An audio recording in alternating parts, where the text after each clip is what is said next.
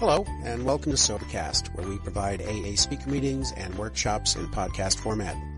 We're an ad-free podcast, and if you enjoy listening, please help us be self-supporting by visiting Sobercast.com, look for the donate link, and drop $1 or $2 into our virtual basket. We hope you enjoyed the podcast. Have a great day. Texas, when you say your name, like I'm Raleigh, I'm an alcoholic, they don't say, hey, Raleigh.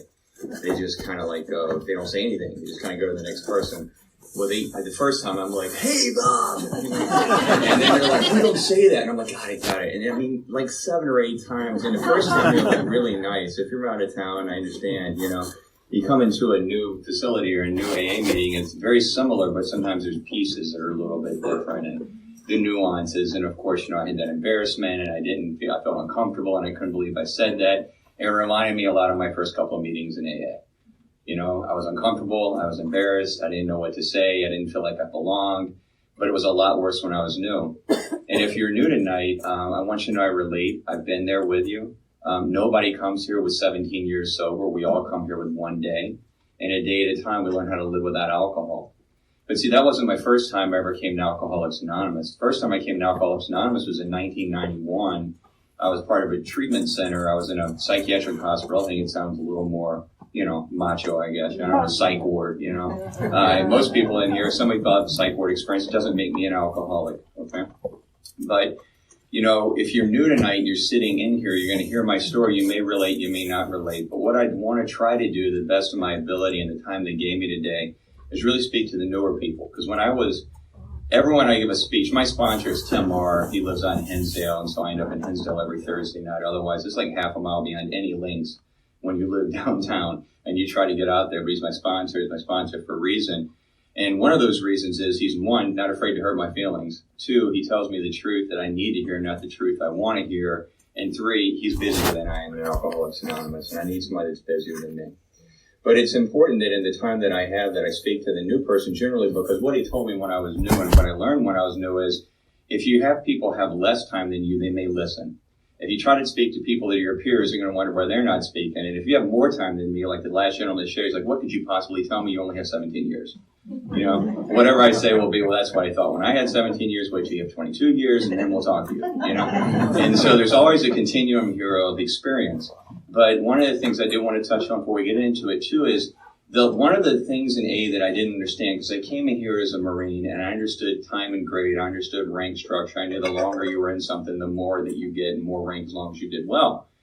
It's not like that here. This is not a linear program. It's not like 6 months you'll feel like this, a year you'll feel like this, 5 years you'll feel like this.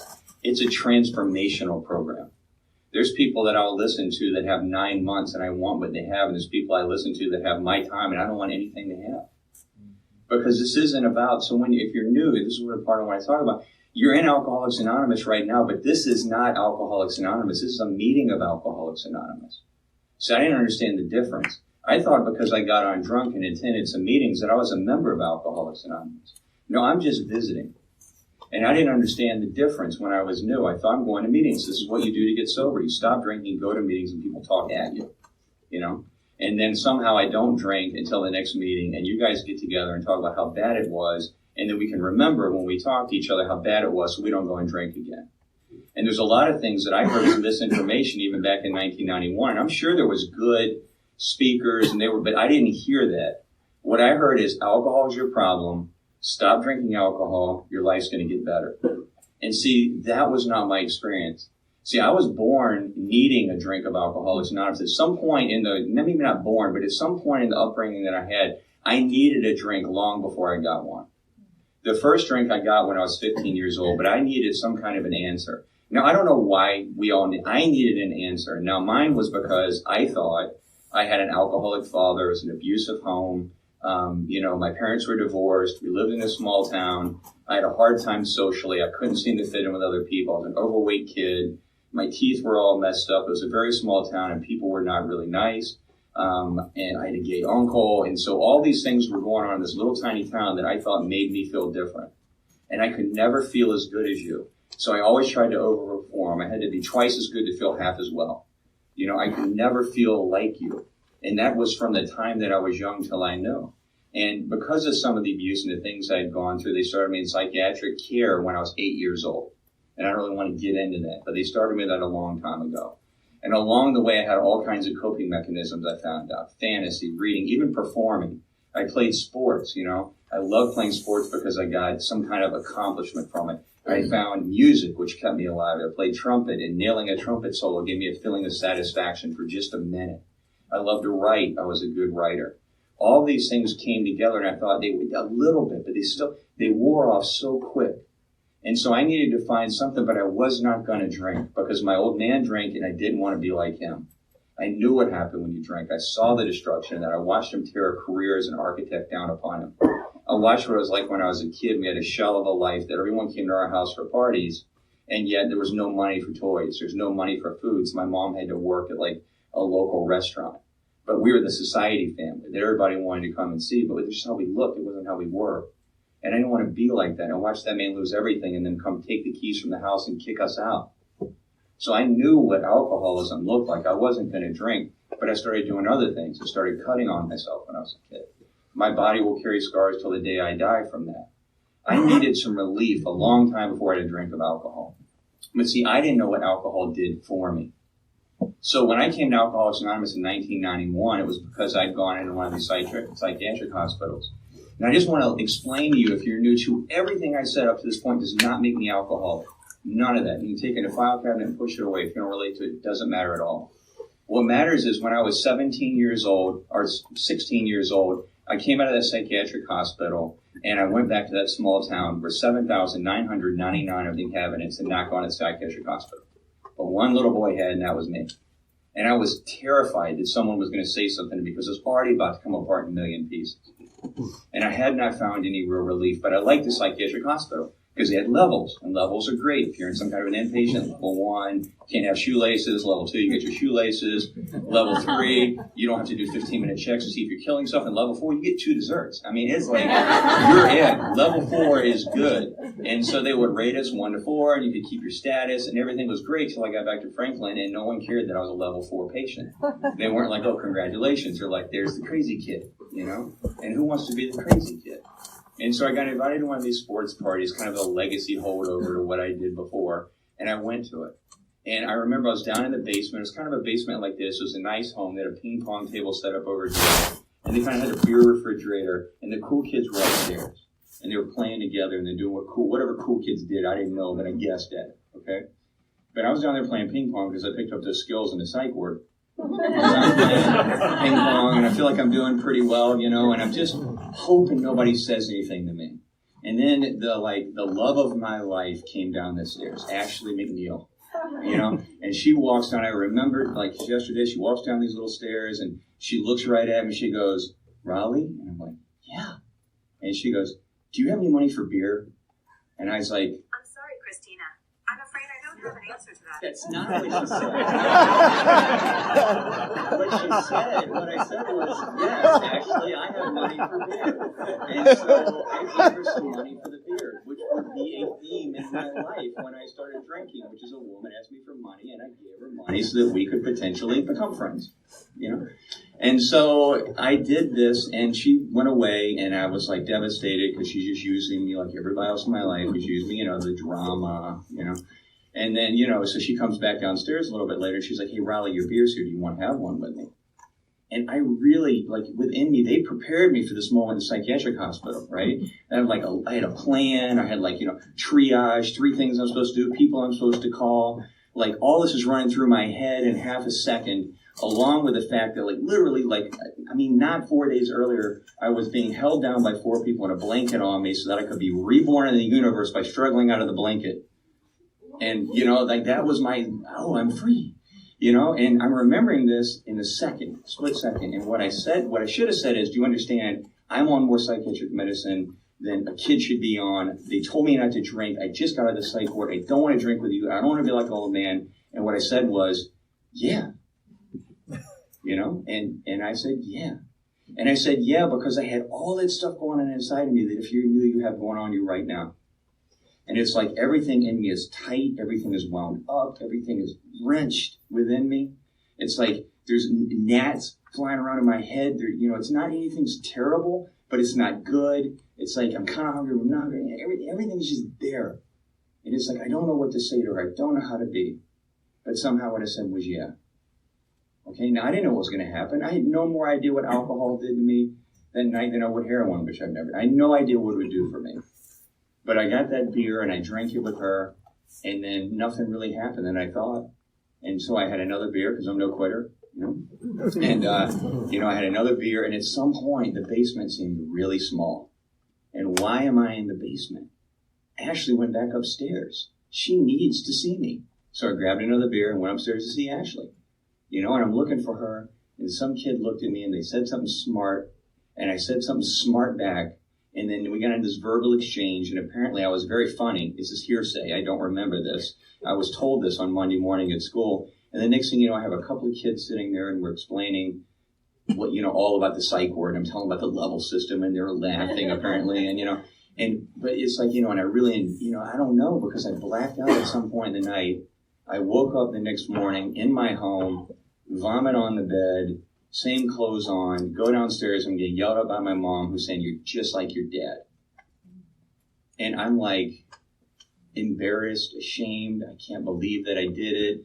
I wasn't going to drink. I know I shouldn't drink. Here I am recreating this trouble from my mom. And I really felt devastated. I'm done. I'm glad I learned my lesson until Monday morning when I went to school. And then people were telling me stories about how funny I was and how good it was to see me relax. And I was starting to remember what it felt like. Just that little relief that I got, because I remembered that I was all wound up tight. Then all of a sudden I took a drink and it just kind of all. And see, I didn't know what alcohol did for me.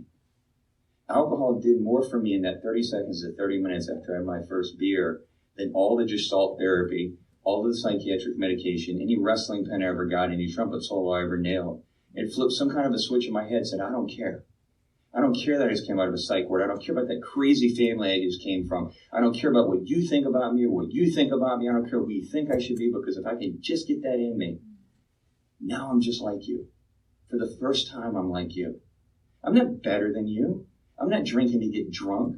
I'm drinking because it reduces the space between you and me and makes it acceptable so that I can actually just listen to you. It's like going into a bar sober. It's dirty, it's dank, the music's too loud, the lights are too bright, the people are unattractive. Why am I here? And then I take a couple of drinks just to be social. I don't want to, I'm in the bar, I might as well have a drink. And I have the drink of alcohol, and something happens along the way where the lights get turned down, the music gets better, the conversation gets good, and the people around me become more attractive. Until the guy that I'm sitting next to I couldn't stand is my new business partner, and we're going to be starting a new adventure together, and then I can't wait to go talk to her, and it's just like it was when I was a kid again. See, that's what alcohol did for me.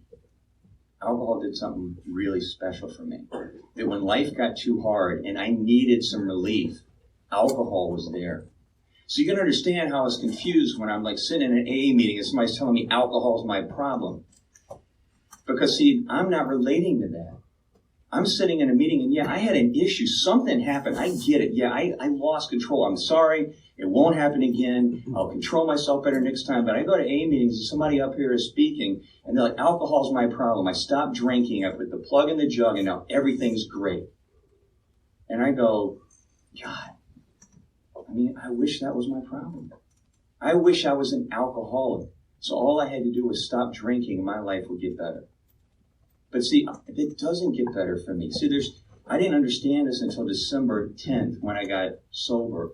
And December 31st, which I'll talk about in a minute. But December 10th, 2000, when I came back to AA, it had been a long stretch between my first AA meeting and that one. And I'd gone through all of the stages that somebody goes to when they first go to AA, I guess, if you do it like I did it. I went to the psychiatric hospital, I got exposed to it. And literally, I remember sitting there. It wasn't that I didn't like the people in AA. Don't get me wrong. I liked the people.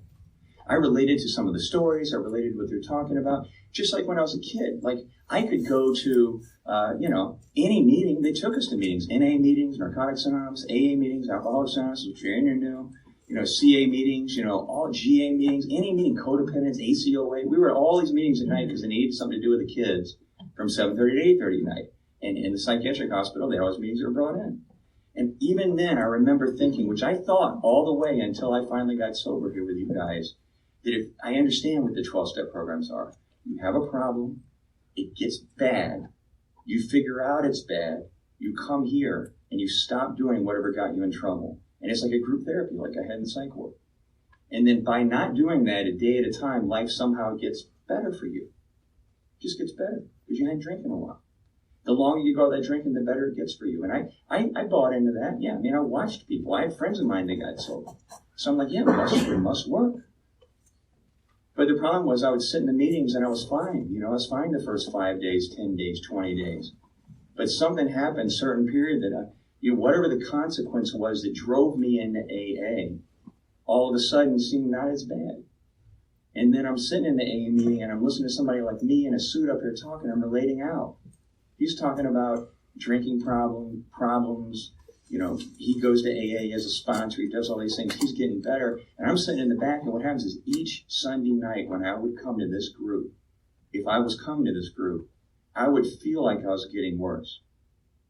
I would start to feel like I don't know where I want to be, but I don't want to be here. I would start to be irritated by the comments and what people were saying, and that they weren't really speaking to me anymore the way they seemed to be the first couple of weeks when I was getting sober. And then I was just kind of like, I don't know, I couldn't sit still. Like, you people are stationary. I couldn't be stationary. There was like a whole lot of movement. I had a cup of coffee going. I was, whatever was happening, adjusting my clothes. I didn't want to be here. And so I would say, and somebody would ask me how I was doing. I'm coming undone. I'm like, fine. Aren't you good? Feel good? Glad I'm at the meeting. But I'm dying inside. I go home and I start thinking, this ain't it either. God, I thought that last consequence I had. I thought when I came to at the corner, at a busy intersection in Richmond, Virginia, with a knock on my window and a police officer sitting there with a flashlight, and he's knocking on the window and he's asking me why I was there. Am I okay? Should they call an ambulance? And I'm covered in my own bodily fluids because I drank so much I passed out and drove my car and stopped at the middle of an intersection. And I say, I gotta stop. And I come to AA and I stop drinking. I go to the meetings. And then I feel better. Finally, it's happened. I finally hit the bottom. Or no, maybe it's the time that I came home for Thanksgiving and I was just going to go out and have a drink with my friend. And I came in at 4 o'clock on Thanksgiving Day so drunk I couldn't stand up and went upstairs to take a nap and missed Thanksgiving dinner. And then that wasn't the problem. The problem is the next morning where everyone is no longer even yelling at me. They're just tolerating me. They don't even want to have conversations with me anymore. Or the time where it gets so bad that I come home and I knock on the door and my mom answers and she says, I'm sorry, you can't come in here. I can't let you in my home anymore. Or no, maybe it was the time that I joined the Marine Corps because that was going to save me because drinking's not the issue. Maybe it's discipline. Maybe it's no respect. I'm going to go get that uniform that my uncle wore. Maybe it was the time I disrespected that uniform by doing things in that uniform that I should have gotten kicked out for. And having some kind of phony credibility because of a set of clothes I wore and I couldn't hold up to the ideals that I swore to do. Maybe that was the one that was going to get me sober. Or no, maybe it was this one. Maybe it was when another night at the club in 1999 where I'm just driving home. And tonight, I can't believe I did it again. I did it. I punched my friend. I broke his rib. I wasn't even thinking to do it. And I go home and I'm trying to go to sleep and pass out, but I don't have any alcohol in the house. And I had one of those cheap apartments where they have those real thin blinds. And it's Sunday morning and the light's bright and it's coming in and I can't make it dark enough and I can't go to sleep and I can't stop thinking. And so I finally just moved my pillows and slept in the bathtub because that was the only room in the house that could get dark enough for me to not have to feel. And I come into AA and me coming into AA was like somebody trying to lose weight by stopping eating. Every day I got hungrier and hungrier and hungrier and hungrier until before you know it, I'm willing to do anything just to get a bite of food. And then so I eat. And my eating was alcohol. Because the alcohol always worked for me. Always. Now the consequences got more and more. But here's what would happen. AA has alcohol has a definitive benefit over Alcoholics Anonymous, which is it works its maximum potential 30 seconds to a couple minutes. And if I get really tight tonight and my life gets to the place where I need a drink and I take a drink of alcohol, it'll do just what it did when I was that age. And that's what I'll get tonight. But here's the problem. See, that's only the first part of what my issue is because I didn't know this. But what happened on December 9th, 2000, December 10th, 2000, I woke up. I had another bottom that I hit. I won't talk about it tonight, but I crossed another moral line. It was something I couldn't believe I'd done. It was something I'd already been alienated my family. I wasn't allowed to go home anymore. I told you about that. I wasn't allowed to call my uncle. I owed him money. I never paid him back. My sister was tired of taking calls from me. I had broken trust with my boss. I'd crossed another line that night. I'd woken up and I'd hit bottom.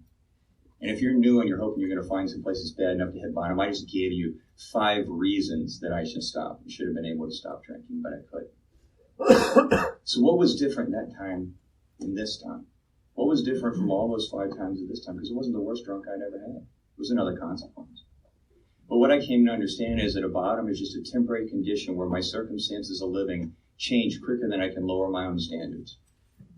So for just a moment in time, it's intolerable to me. But I can tell you this, my first bottom looked like a good day compared to my last bottom. Because over time, the wheels of alcoholism, they might grind slowly, but over time, they will take everything you love in your life. And there's an old speaker named Norm A., and he would talk about that. And he would say that it would finally take everything in your life and then knock on the door one day and they come and get it. And what is it? It's your self-respect. And an alcoholic that doesn't even have any self-respect is a dangerous thing. And see, I didn't come to AA desperate. I came to AA desperate a lot of times before 2000. But see, desperation implies AA is one of the things I'm trying to use. I've got my group therapy, I've got my level system, I've got the Marine Corps, I've got my uniform, I've got my girlfriend. Those are going to help me. AA is going to kind of supplement that. So I'm desperate maybe. I came here hopeless. I didn't even think Alcoholics Anonymous would work for me. See, I used to sit in the back of the rooms and sit in the bars and I hear somebody in AA and I'd be it was a weird response. I'd be so proud of them. My God, that's great. Good for you. But see, I had something that was wrong that you didn't understand. This is what I was trying to explain to the guy on December 31st who took me to meet my first sponsor. I was trying to explain to him that I'm not an alcoholic. You understand? Because see, I have 3 things. I have a mind that alcohol works for. The problem is when I drink it, if people think I'm trying to get drunk, I'm not trying to get drunk. I'm just trying to get the relaxation. I'm just trying to get there. But there moves. Sometimes there was 5 drinks. Sometimes I was drinking all night, but I needed to get to that place where I could breathe. But see, the problem is when I tried to get to that place just where I could breathe, I tried to maintain it. But the problem is it was like a law of diminishing returns. And over time, what I had to do to get to where I could get the relief grew. And so I was passing out before I got to relief. But every once in a while it worked. And every once in a while it was better than what you had to offer me here. Because here it was, I'm no solution. I'm sitting in the back of the room drinking coffee, and I'm not getting better because I'm not drinking and I'm sitting in the middle of this. So the first thing was that I had to like alcohol and the effect that it had on me. I knew that. But see, the second thing that I had was that when I drank alcohol, I couldn't do it safely. I knew that, but I knew that I couldn't drink safely. When I put alcohol in my system, I could not tell you what I was going to do next. That was a problem. But I had a mind that I wouldn't quit. I had a body that wouldn't die. And I had a personality that just would not work for a guy like me in Alcoholics Anonymous. I knew that. And so that thought that this AA thing would not work for a guy like me. And so when I came here, I was completely hopeless because I didn't even think AA would work for me anymore. I didn't think I had any hope at all. And finally, what I came to find out is that's the only time it can. It's the only time AA can work is when I have nothing left to say. Whatever you want me to do. So December 10th, I got sober. By December 31st, I was bored. I went to a meeting. It was a morning meeting. It was at a men's home. My plan that night was to go to a New Year's Eve party at a bar to meet some old friends out there, but I wasn't going to drink. That was my plan. And newcomer, if you're new, you got a plan. I had a plan. That was my plan. I was going to get on my feet, get another job, figure things out, patch things up with the boss. Things are going to be good. We're going to get back in the game, and now I'm going to be back on top again. Right? That's the problem with alcoholism, is that I tear down the walls and tear down the structure, and then I rebuild it again, and I tear it down, then I build it up, then I tear it down, and I build it up. And the only problem is the longer I go, the shorter the periods of relief are, and the bigger the job is to reconstruct it. But I came in there and I met this guy. He was a young guy there, and I couldn't believe this guy was there. He was like my age. I was 26 at the time. And the guy was like, hey, you look like you knew. And I was like, I have 21 days. Like, don't ever, like, correct a guy on day count with the wrong day. He will correct you in a heartbeat. TJ talked about that, you know. And so you got to be careful with that. But he said, okay, so you've been around A before? I said, oh, yeah, I've been in and out for like 10 years. Like, it's some badge of honor, you know. But I've been in and out for like 10 years, you know. And he's like, really? Now, I'm going to sum this up, but this is what a 2-hour conversation kind of distilled down to. But it was like, really? You've been in and out of AA? And I said, oh, yeah, I've been in and out for like 10 years. He said, let me ask you a question. He said, you ever work all 12 steps in their entirety? And I said, well, you know, I got to a 5th step. He said, that's a yes or no question. And I was like, well, no, technically, if you phrase it like that, I never technically got through all 12 steps. And I was like, well, then, he said, well, I guess you never took another man through the 12 steps. I said, no, I never took. He said, then let me tell you something. You've never been in AA. You're just a visitor. He said, you're the guy in the back of the room drinking the coffee, trying to date our women, and you think you're in AA. You're like a guy going to the Bears game, sitting in the bleachers waiting to get called on the field. You're not even wearing a jersey, much less have the skill or the ability to be pulled on there, and if you did, you wouldn't know what to do. He said, you're not in the game. He said, let's assume going to the meeting is like a football game, then you're at the huddle at the meeting. Can you imagine a game full of huddles? It would be the most boring football game ever. This is not AA. This is an AA meeting. AA meeting is where we go and learn how to do the things we're going to do from 8:30 tonight to the next meeting we go to. What play are we going to run? How are we going to do it out there? How do I live a day at a time in a world I never belonged in without alcohol?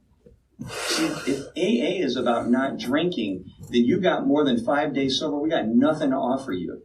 You're sober.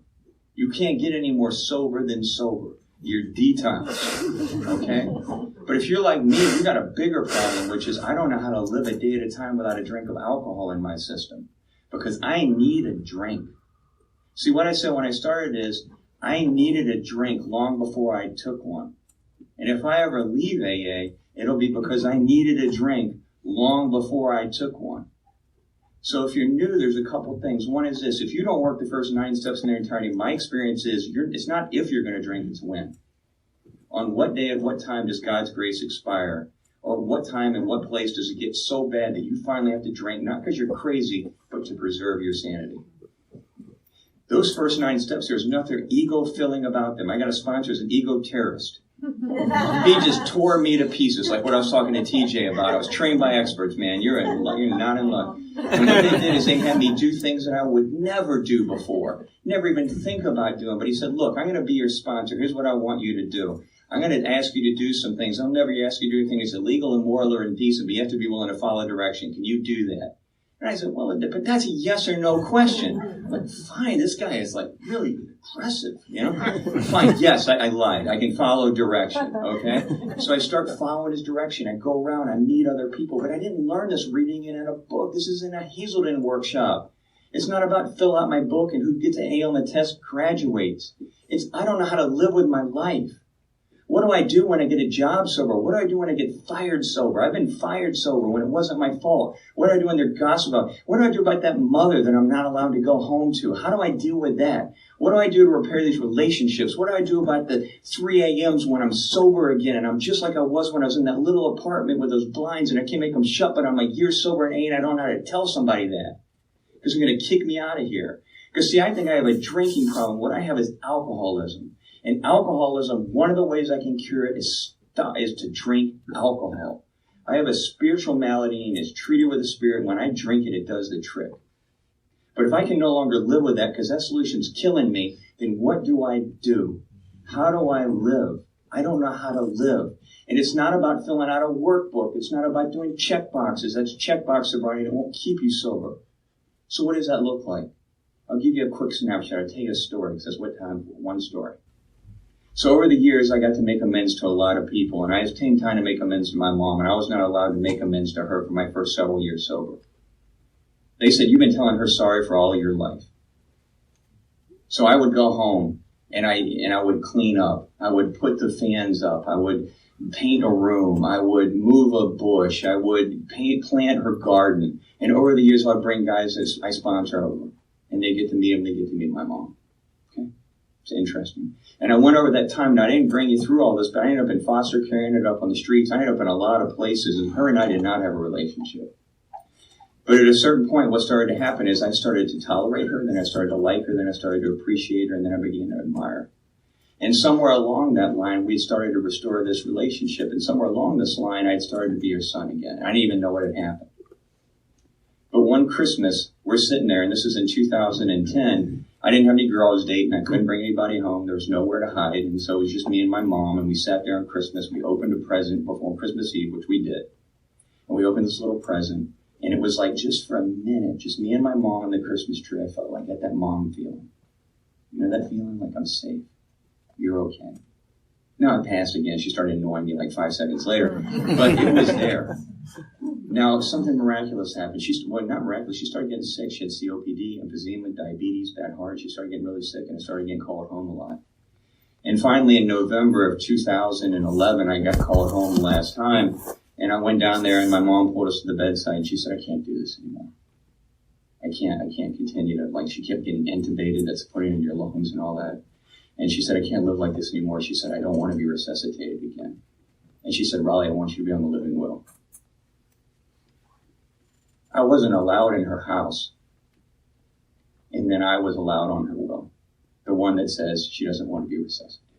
He said, because your sister can't handle it.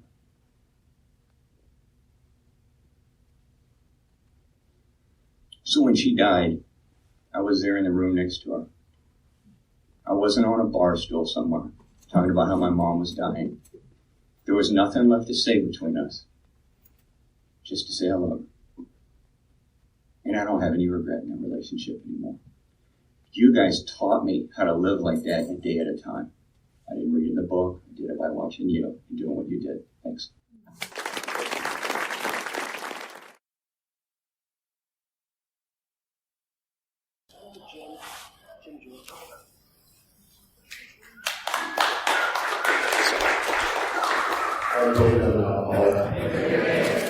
So, first of all, I want to thank all of the facilitators and leaders of the workshops. It was such an honor and such a pleasure to work with you. And from what I've heard, you've done an amazing job. So thank you very much.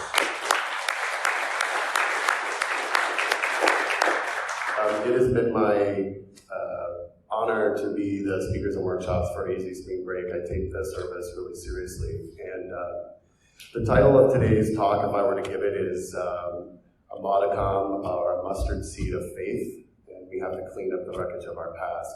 I've known the speaker for quite a while. He was my sponsor in another program. And in the last couple of years, he's had to practice these principles in all of his affairs in a very inspiring way.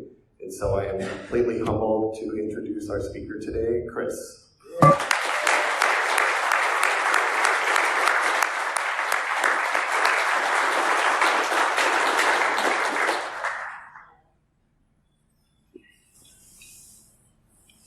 I'm Chris, grateful alcoholic.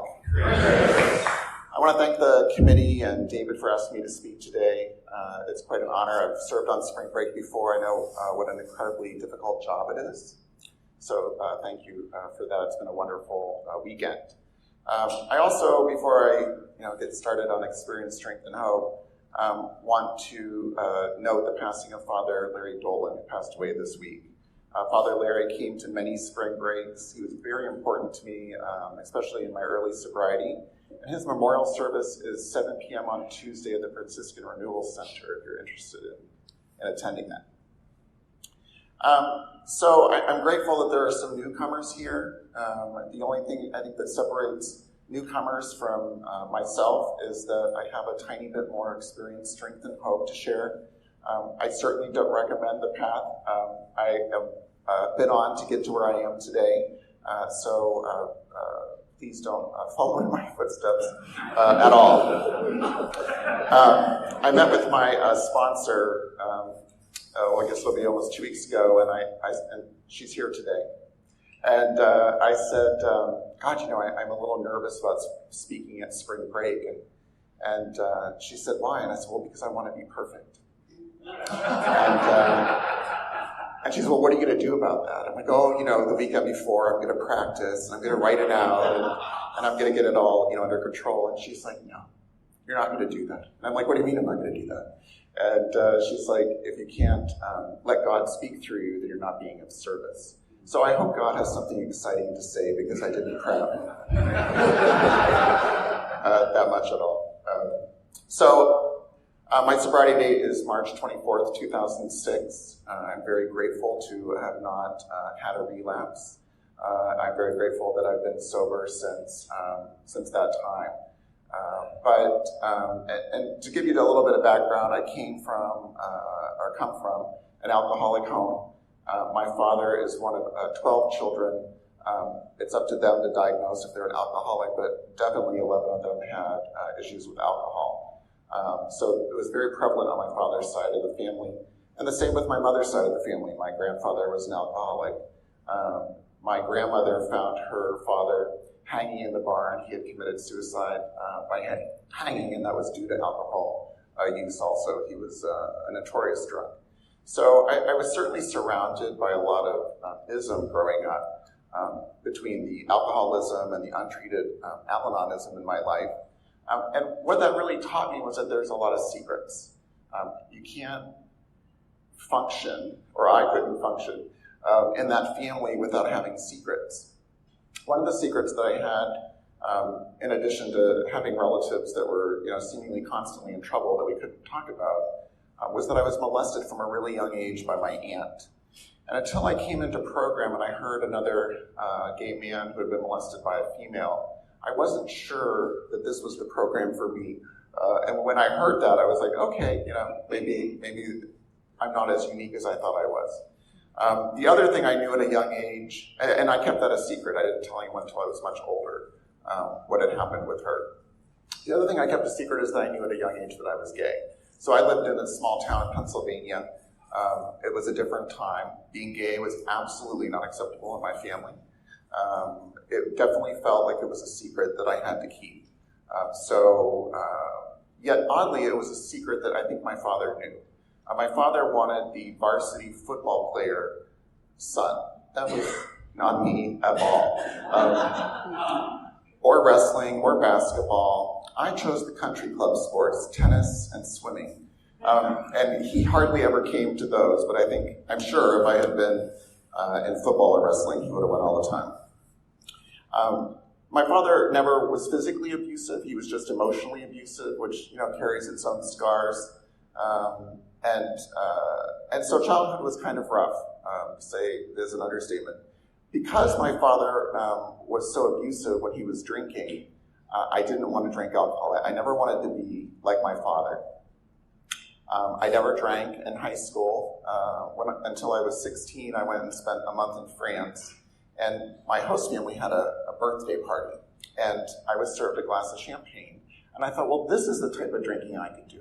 We're at a party, it's, Paris, it's champagne. It seemed like that was, what this little gay boy wanted. And I didn't, I think I had 2 glasses of champagne. And that was it. So I didn't drink again until I graduated high school. But from the time I graduated high school and the drinking started, all through college and grad school, I drank alcoholically right from the beginning. There was never a time where I had controlled drinking, whatever that is. I don't know what that is. I definitely drank alcoholically. It was definitely a problem. But at the time, I was very high functioning. I finished my education. Like any good gay boy from Pennsylvania, I moved to San Francisco. And that didn't make the drinking go down. It made the drinking go up. And I started seeing a therapist, and the therapist tried to put me on a learning method of controlled drinking. So I would go and read the stuff he gave me, and then I would come back a week later at $150 a pop and lie and say, "Oh yeah, that's really working." It didn't work for me at all. So in 1995, I met my now husband in San Francisco, and I knew shortly after that drinking was going to prevent that relationship from moving forward. So I quit drinking. And that this is an AA meeting, so I will tell you that other substances play a big role in my story, especially getting to the bottom. But all of those substances were a substitute for alcohol. Alcohol was my love. It prevented me from thinking negative thoughts about myself for the beginning, and then I would certainly think about negative things after that. And it really helped achieve what I wanted to achieve, which was that there's definitely something wrong with me. If that was the case, if that wasn't the case, then I wouldn't have been molested. My father would have treated me like he treated all the other sons in the neighborhood. And alcohol and other substances really helped soothe that. So even though I wasn't at all sober, I didn't drink for almost 10 years. And in that period of time, if people, we'd be out or something, and they'd say, well, why aren't you drinking? And I'd be like, well, I'm an alcoholic. And they're like, do you go to those meetings? I'm like, I'm not that type of alcoholic. like, no way. But I wasn't at all what you would call sober. I was doing other things. So those other things progressed, and it got to the point where I moved from San Francisco to Southern California, and my partner moved eventually with me, and I could no longer afford those other mind-altering substances. So in order to continue with the habit that I had at that point, I started selling them. And I am not the type of person who does anything small. I'm really a high achiever, and so I thought, I have an MBA. I'm going to bring this to that market, and I'm going to make a difference. And I did. I was very successful, and one day I wasn't at home, and my business partner and my now husband were in that house, and the DEA and the U.S. Marshals raided the house. And I called my sister. So my sister was a paralegal. And it made national news because John Ashcroft, who was the Attorney General at the time, did the press release for it himself. And even though I wasn't mentioned by name, the case was definitely all over the news for a couple of days. And my sister said, and right before that, I had went to my sister's for, earlier in the year, I went to my sister's, and I had 2 cell phones. And honestly, I had 2 cell phones because when I needed one for work, that job. And the other one was that I didn't, back then you couldn't transfer your contacts very easily, so I was kind of carrying 2 phones around. And when she took me back to the airport, she said, are you selling something? And I'm like, yes, but I know what I'm doing. I have an exit plan, and it's not going to last much longer. So when I called her, she wasn't at all surprised, and she says, you're facing 20 years. I looked it up. And I'm like, I'm not going to prison for 20 years. That's not going to happen. And so I became a fugitive. And, that's a very lengthy story.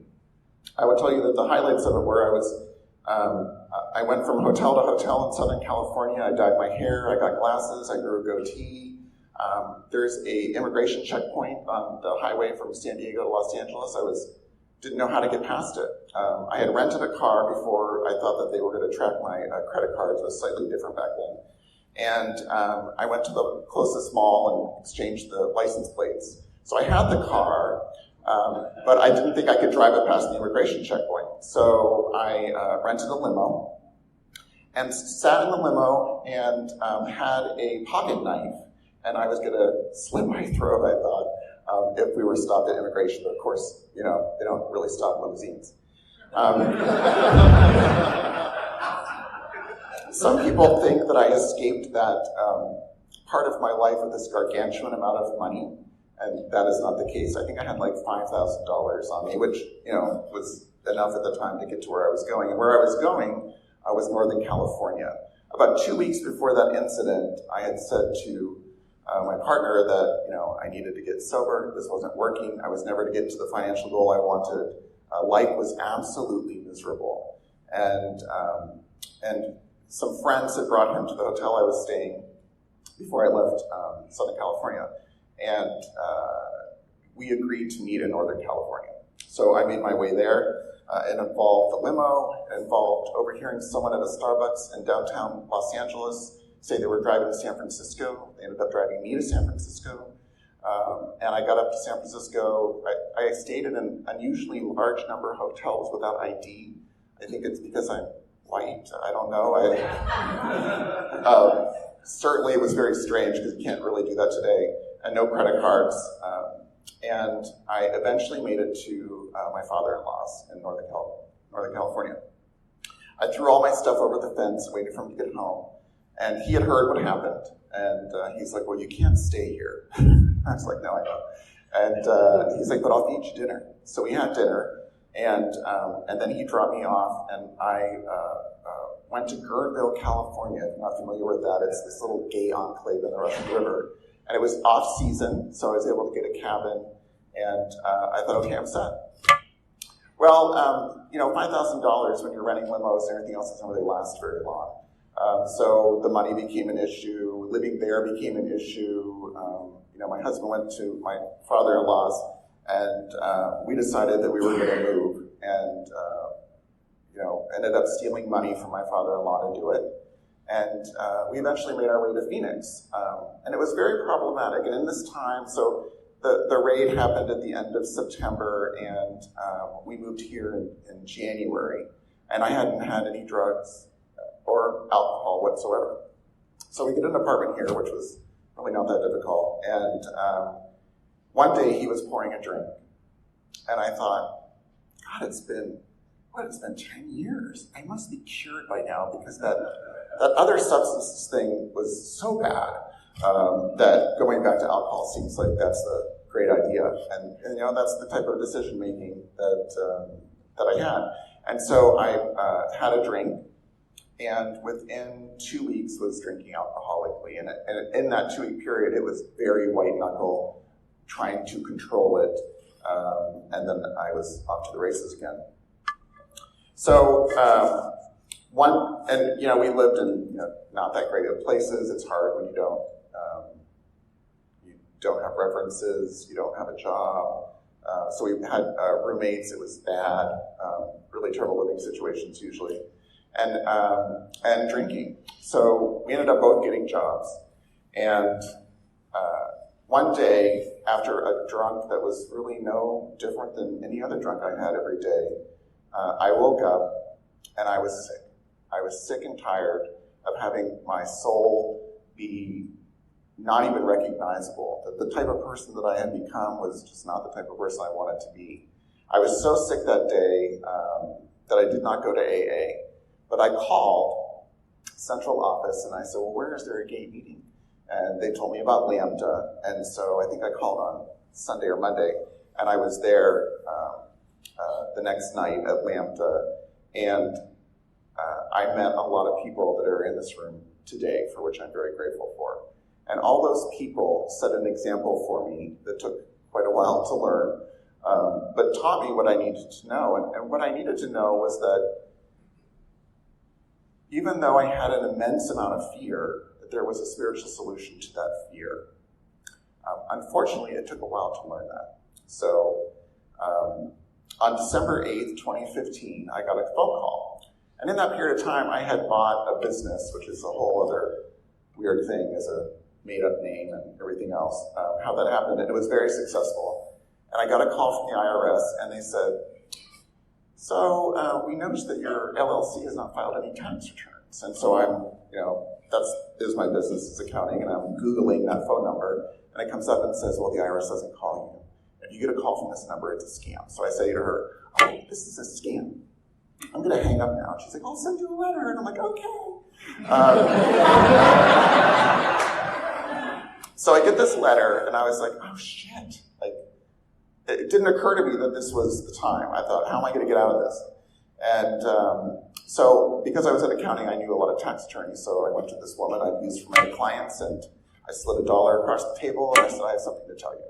And she's like, what is that? And she slides the $1 back. She's like, you don't need that for attorney-client privilege. And I'm like, are you sure? And I said, so I've been a fugitive for almost 14 years, and I got this letter from the IRS, and I slide the letter over, and she's like, what? So I'm a fugitive, and I get this letter. I need to know how to fix this. So, I continue being a a fugitive. And because it doesn't occur to me, even though I've been in program for 10 years and worked the steps with my sponsor over and over, that this was the time. And so she's like, oh my God, I don't know. I can't help you, and you need to come back tomorrow. And I was like, oh, sure. So I went back the next day, and I met with my now attorney and told him the whole story. And he's like, wow. He's like, that's something. And I said, so I said, so how do I fix it? And he's like, oh, there's no fixing this. You need to resolve what happened to you in 2002. And if you're not interested in doing that, then you need to find another attorney. And I'm like, well, that seems awfully harsh. Like, my business is going really well, you know, with my husband, we've got a lot of friends. And so I went home and I told my husband, well, this is what they think should happen. And I said,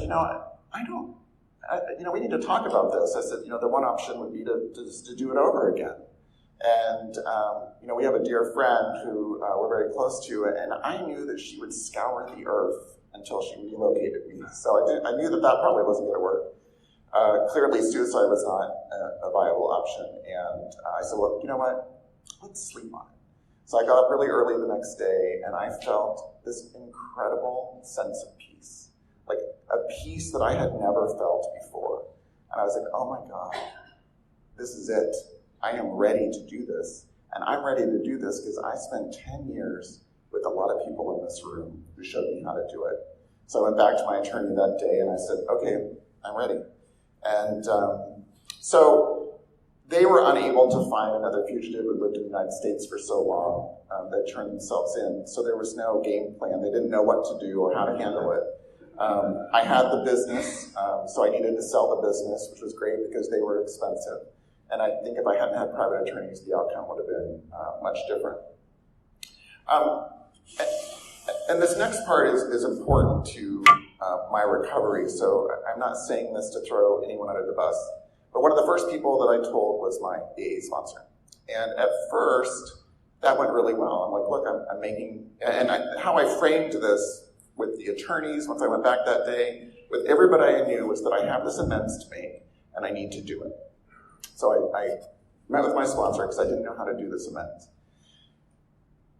10 days later, I met with my sponsor, and it ended with, I don't know who you are, you're not making an amends, and I never want to speak to you again. And I've never spoken to my sponsor again.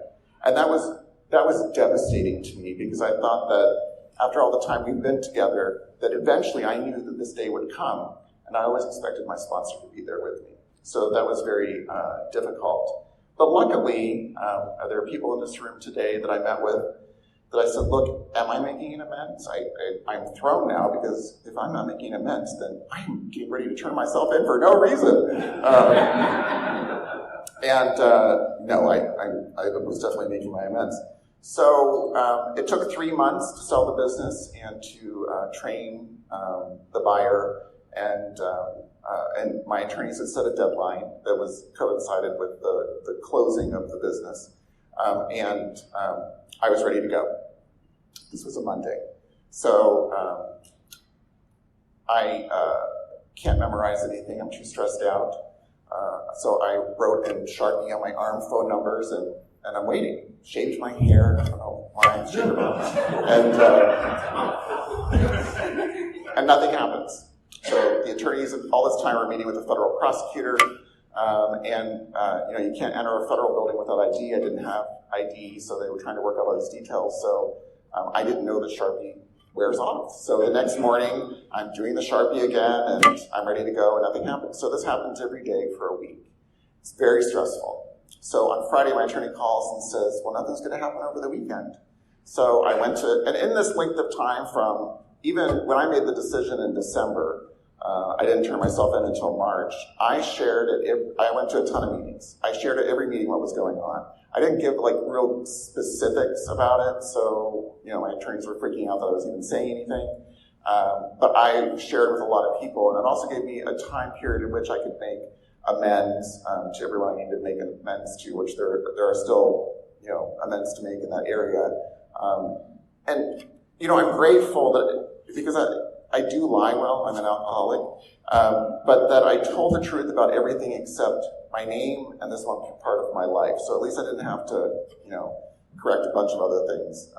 But still it was bad, and it was emotionally difficult to have those conversations with people. One of the reasons I think that I waited so long was that in recovery we get this family, a family that I had really come to love. And I can remember so many times thinking, God, if you really knew who I was and that I've lied to you for this long, you're going to hate me. And that ended up not being the case. Everyone responded with a lot of love and understanding, except that one person. And so that was great. And so on Monday of the following week, so it's been a week now that I'm ready to turn myself in, my attorney calls and says, well, I have good news. It's tomorrow. And I'm like, is that the good news? And he's like, and I think you're going to be free during the plea negotiation. And I'm like, first of all, I was like, free? You made me sell my business at a loss, and now you're saying I'm going to be free for another 6 or 7 months? I said, but, that's better than prison. Okay. So he's like, but we're not going to be sure till we get there. So they had arranged with the prosecutor and the marshals to meet me in the front of the federal building. I went down that morning. I was scared to death. Had no idea what was going to happen. I didn't know if I was going to go home that day or not. And you're processed, you're strip searched, the whole 9 yards. I'm in cuffs, I'm, DNA, fingerprinted, and put in a holding cell where I was the only person in a suit. And I sat there, and I lost track of time. I knew my court hearing was at 3, and I thought for sure it was at least 4. When they came and got me, it was like 2:30. And we went up to court, and long story short, I went home that night with my attorney with an ankle monitor on. And from that period until sentencing, my legal experience could not have went better.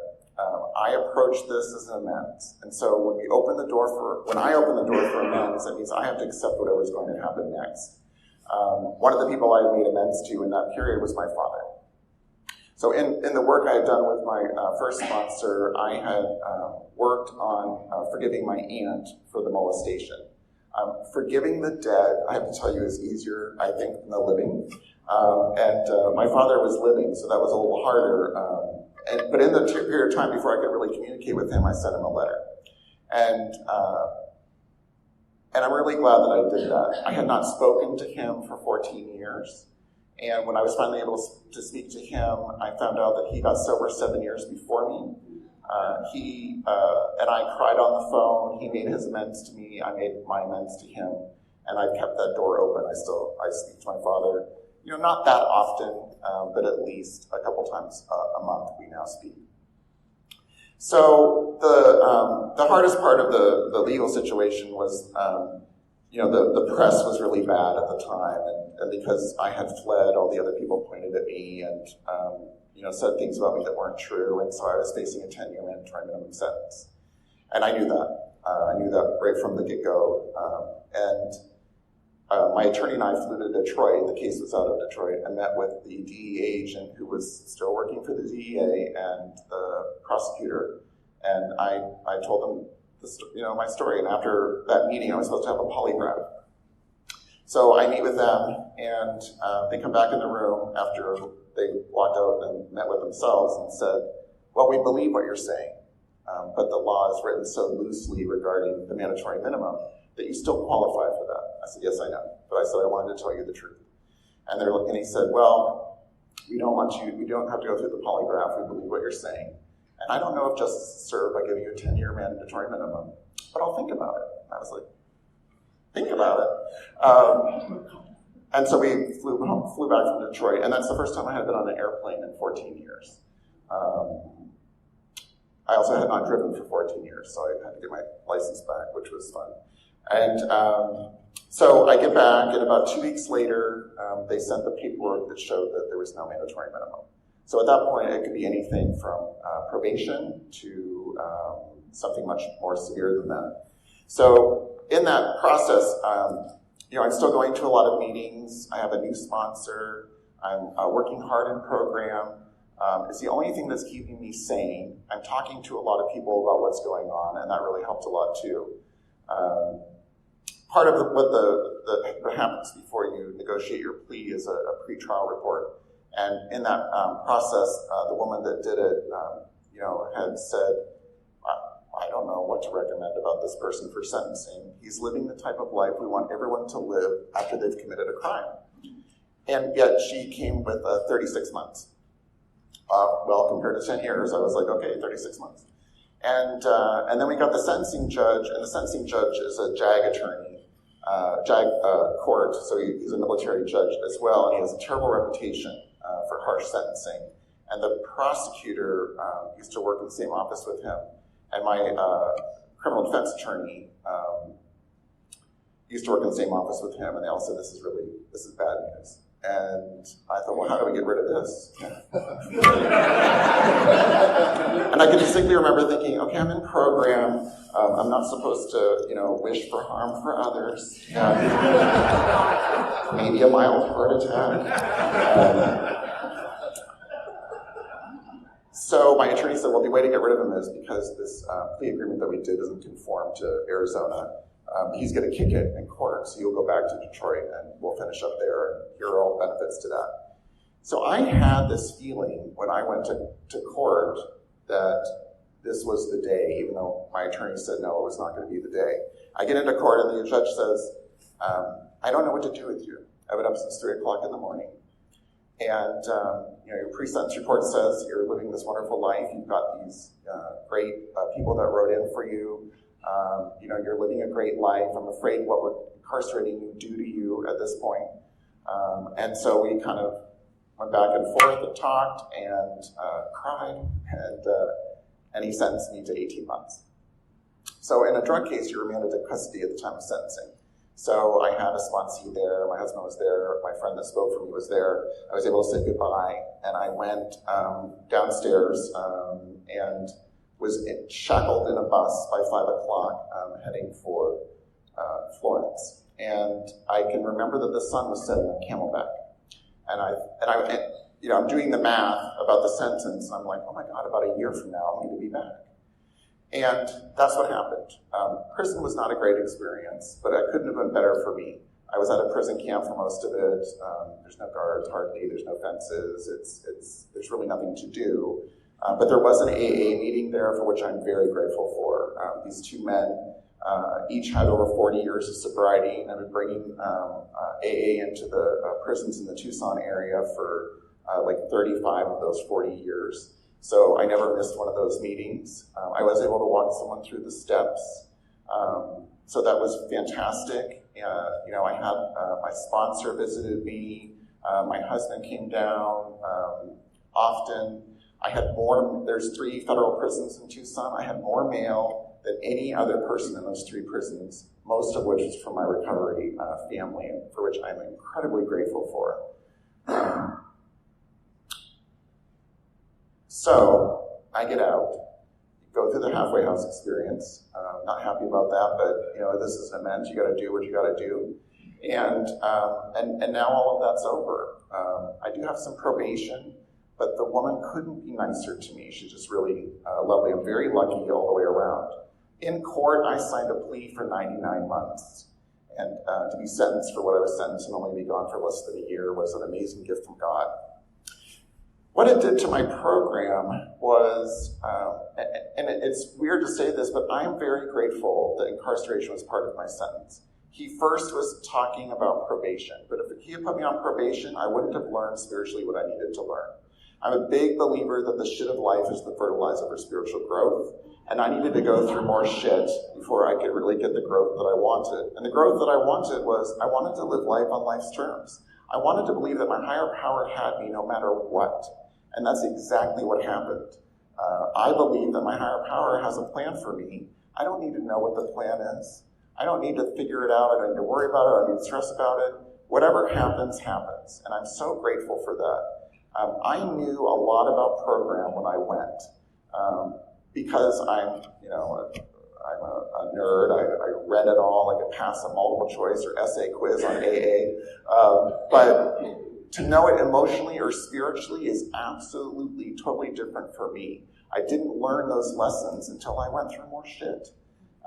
And so the last 2 years has been both difficult but also incredible amount of spiritual growth that I got from that experience. I am both humble and grateful. I was not subjected to violence. It didn't matter at the camp that I was gay. I met some wonderful people. I mean, it really was not as bad. And now the biggest blessing is that I am happy, joyous, and free.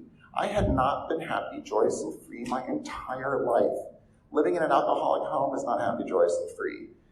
Being an active alcoholic and whatever is not happy, joyous, and free. And when I got sober, I was 40 years old and a fugitive. That is not happy, joyous, and free. Now that I'm almost 52, it's happy, joyous, and free time. And I'm really super grateful for that.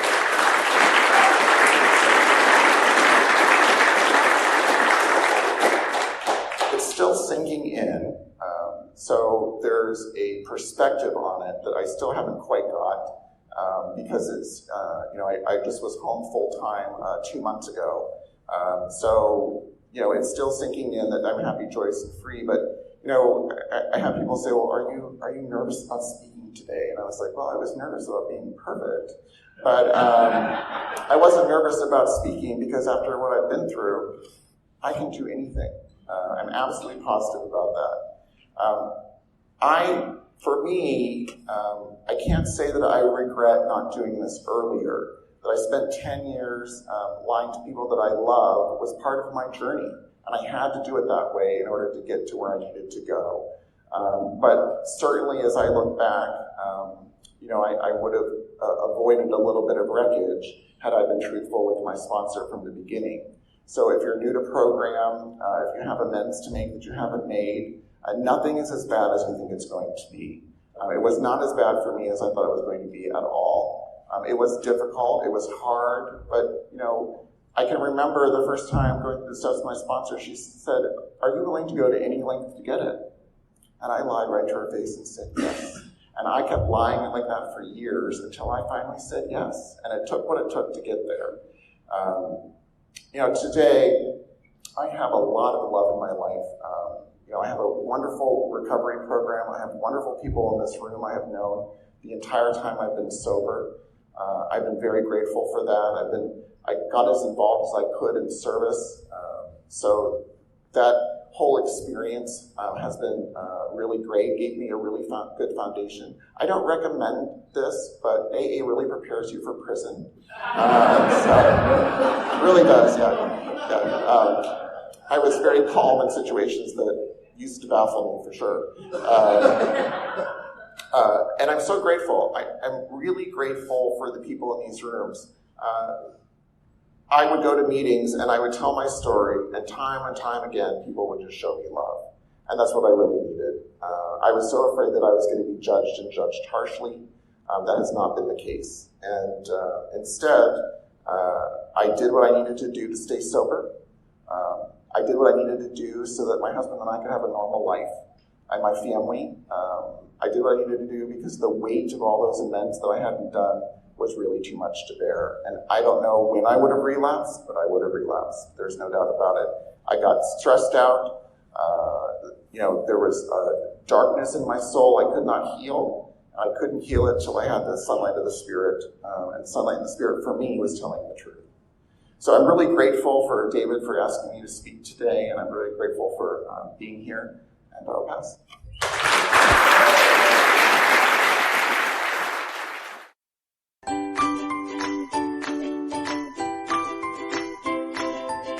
Thanks for listening. I hope you enjoyed the podcast. Sobercast is ad-free, and we'd like your help in order to keep it that way. So if you'd like to help us be self-supporting by pledging $1 or $2 a month, visit Sobercast.com and look for the donate links. Thank you very much.